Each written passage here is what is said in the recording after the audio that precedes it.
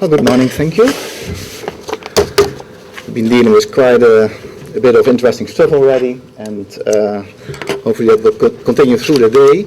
Most probably it has happened already during the past 2 days, so there is the odd chance that I will be repeating some of the issues, elements that have been dealt with earlier in this summer university course. And in case that happens and I become too repetitive, just shout, hold me hold, and I'll move on to other aspects, because there are many things to be discussed also at the panel level, I think, a bit later on. So the more we talk together, the better it is, in my view.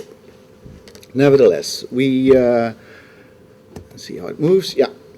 I will give you a few introductions into a couple of elements, snapshots, not more than that, of what's happening in the publishing world. And publishing, to start with, I will be restricting myself to what's happening in the print world and its transition into multimedia activities. That is a restriction, but nevertheless, I think that's better to have a certain focus in this talk. Later on in the panel, we can elaborate to other aspects of the publishing process in general, should you want to. Now, first of all, I give a few hints, very, very broad guidelines as to what is happening in the publishing world in general, then quickly move over to what one can say about the world of e-publishing, electronic publishing, which is quite a distinct category of publishing. We'll give a couple of examples of recent pieces of research into the subject matter, and then hopefully later on we can discuss some of the issues which arise out of this presentation. Publishing trends. Now, there are a couple of things to be said about the world of traditional classical paper publishing. First of all, I would like to hint to 3 elements which all have something in common, which is that they have to do with reduction, task reduction, role reduction, you name it. Nevertheless, things are going to become a little bit smaller in the publishing world, traditional publishing world.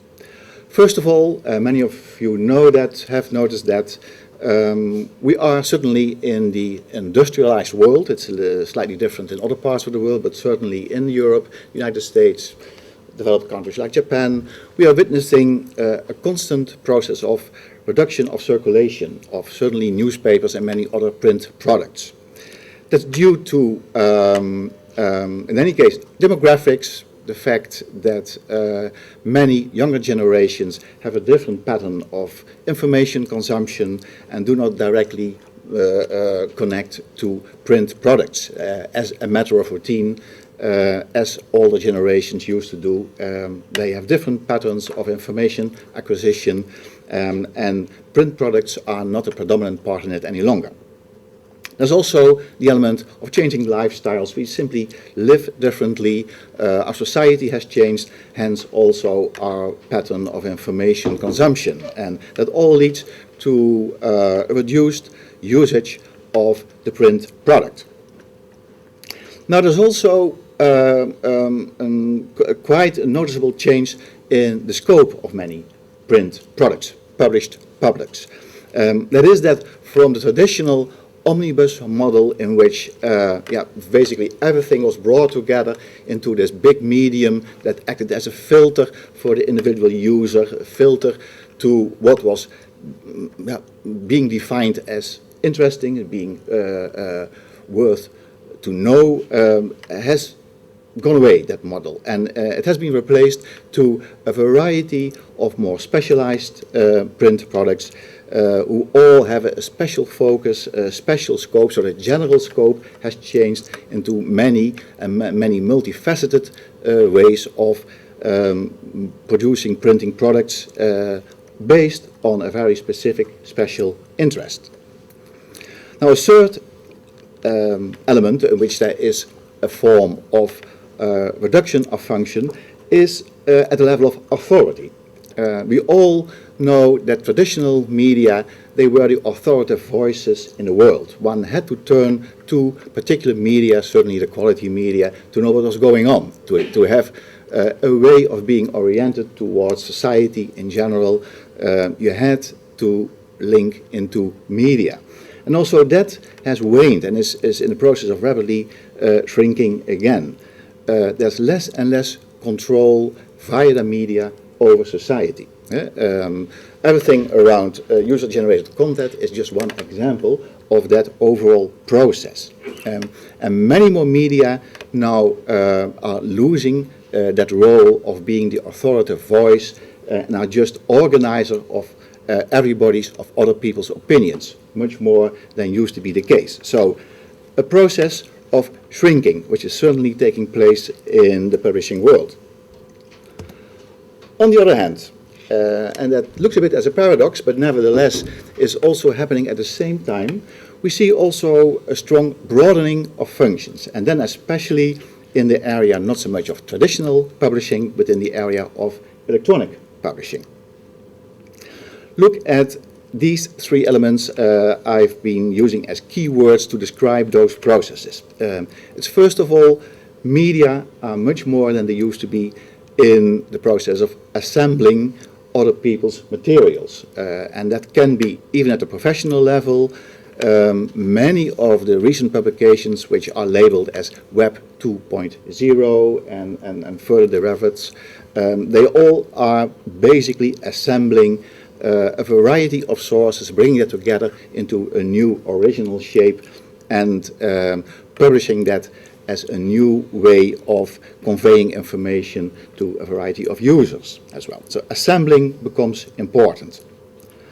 Structuring is the second element, which also has to do with broadening of functions of media. And here it's basically the process of connecting the variety of sources which are more based on an amateur contribution, so user-generated content type of information, with a form of professional news treatment, information treatment, which is combined. And basically the role of the professionals in that instance and for those initiatives is putting a sort of a thin layer of professionalism over the contributions from the variety of societal sources which have generated content. Then the main function is structuring instead of creation. A third element in which there is, you can say there's a broadening of function, there the involvement of the media is even less so present. It's basically providing a platform for those who would like to publish. And there are two levels. It's on the one hand the facilitating of communities who have decided that they should have a voice of their own, should have a platform of their own, and cannot develop it together because they lack the knowledge for the infrastructure or they don't have the technical skills for it. Then media are more and more offering that role to them as well, that function as well. So they become a platform.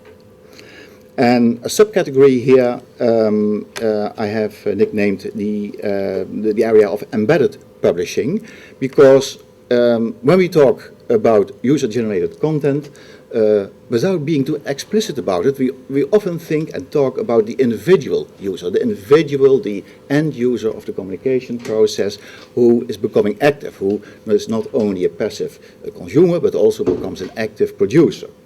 But in fact, similar processes are beginning to take place at the institutional level. Also bigger organizations, you can think of companies, of larger NGOs, of governments, who in fact used to be the former prime sources of the media, are now also getting their act together and are taking over publishing tasks by themselves. You could say they are going to bypass the traditional media more and more. And in that process, they are embedding, that's why I'm using that phrase, they are embedding publishing roles into their normal organizational processes and core functions. A government has to rule, has to issue guidelines and more or less create a framework for nicely living together for citizens, but the moment they start to work in the area of